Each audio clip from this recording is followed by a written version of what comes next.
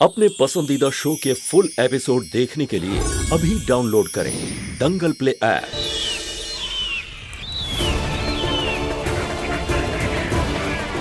लो, प्रकृति को भी पता चल गया है कि यहाँ कोई दुनिया छोड़ के जाने वाला है। चील और कौवे आ गए तुम्हारे बेटे का शरीर नोचने।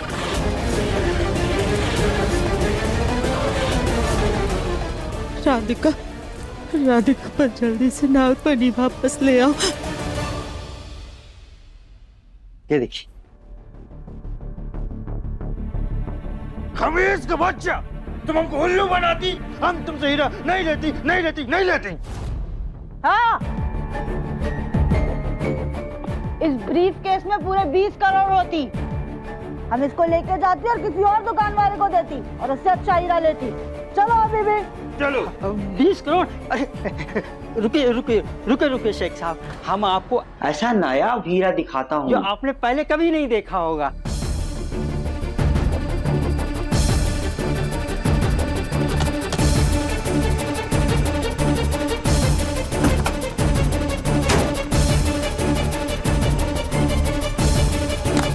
ये देखिए,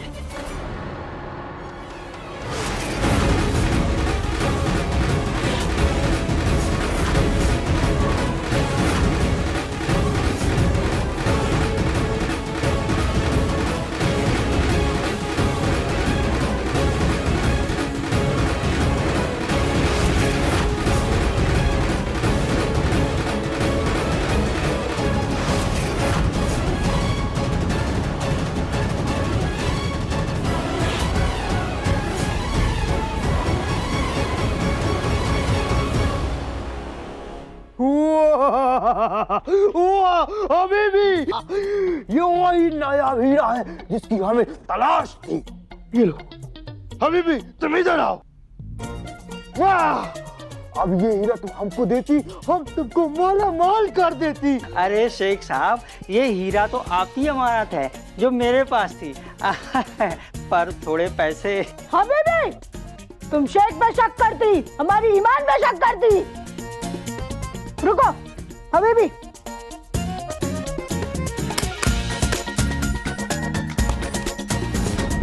ये कैसे नोट है? ये इंडियन करेंसी तो नहीं है? अरे हबीबी, ये दिरहम होती, एक की कीमत 25 होती। 25 असली है? ताकि हबीबी, हमारी तलवार कहाँ है? अरे शेख साहब, आप शेख से नवाब कैसे बन गए?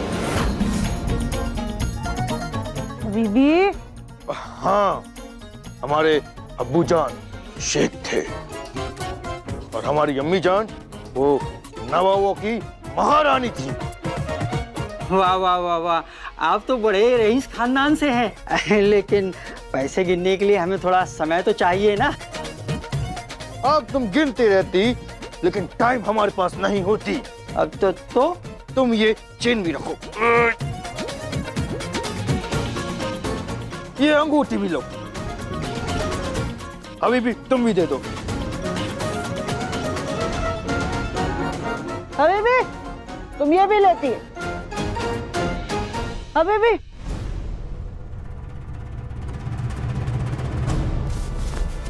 हम चलते। चल।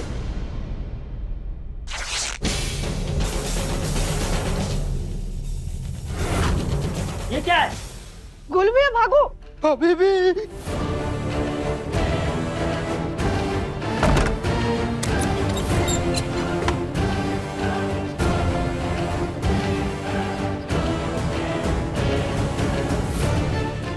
गुलवी, रुकिए। क्या हुआ? आप एक काम कीजिए, ये नागमणि ले जाकर ना नियति को दे दीजिए। मैं लेकर जाऊं, लेकिन फिर तुम कहाँ जा रही हो? हमें ना एक बहुत जरूरी काम है, वो करके आते हैं। आप नागमणि संभालिएगा। ये भी ले जाइए। चाहिए रिक्शा भैया, रुकिए। चलिए भैया।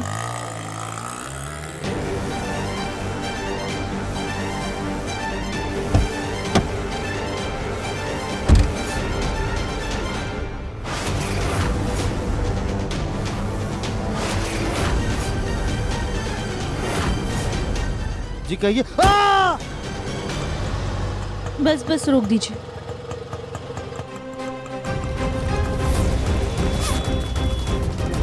ये लीजिए।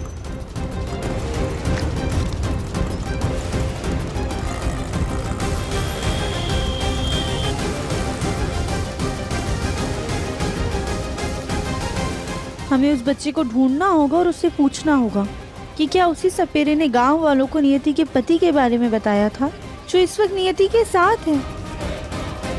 पता नहीं क्यों, पर हमें उस सपेरे के इरादे सही नहीं लग रहे हैं। उसकी बातों से ऐसा लग रहा है जैसे उसे सिर्फ और सिर्फ नागमणि चाहिए।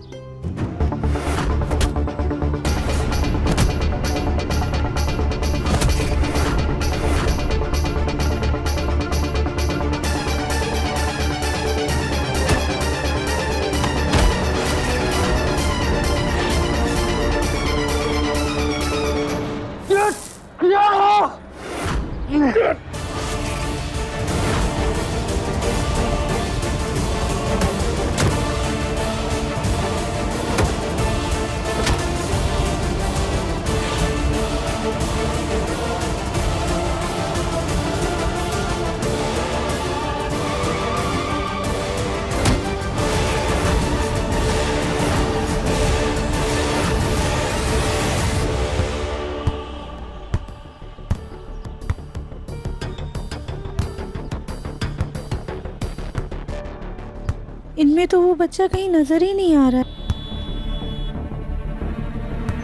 बेटा सुनो। अरे आप तो इंटरनेट वाली दीदी हो ना? हाँ बेटा, वैसे आपका वो दोस्त कहाँ है जिसने इंटरव्यू दिया था? वो तो अपने नानी के घर गए। आपको पता है उसकी नानी का घर कहाँ पर है?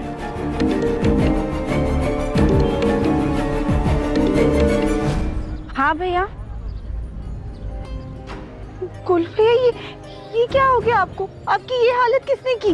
राधिका, वो सपेरा मुझसे नागमणि लेकर चला गया। सपेरा?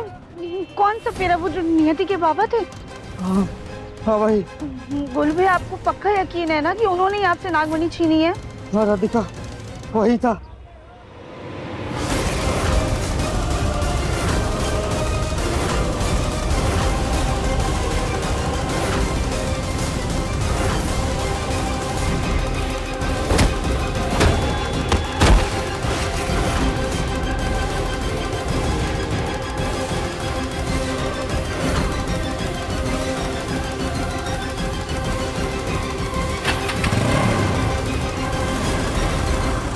राधिका, वही सपेरा मुझसे नागमणि छीन कर गया।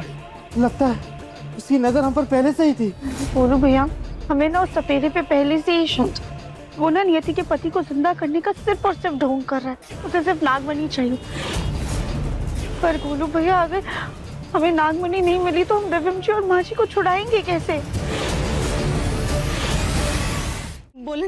बोले ना तो हमारे मुन्ना की रक्षा करेंगे। वो हमारे मुन्ना को कुछ नहीं होने देंगे। मुन्ना बेटा, तू हिम्मत मत हारना। हम यहीं पर है तेरे साथ, तो हमें सुन रहा है ना? मुझे कुछ नहीं होने देंगे मुन्ना, बस हिम्मत मत हारना। सब ठीक हो जाएगा, सब ठीक हो जाएगा।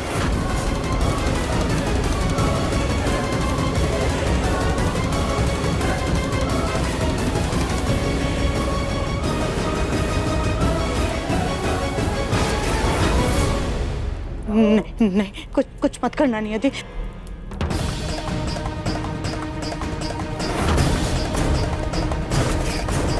जब तक इस मशाल में लौ है, तब तक तुम्हारे बेटे के शरीर में प्राण है।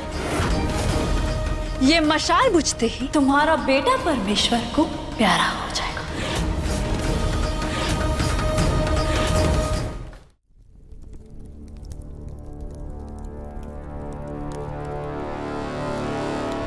अगर अपने बेटे की जान बचाना चाहती हो तो प्रार्थना करो कि राधिका जल्द से जल्द मेरी नागमणि लाकर मुझे दे दे।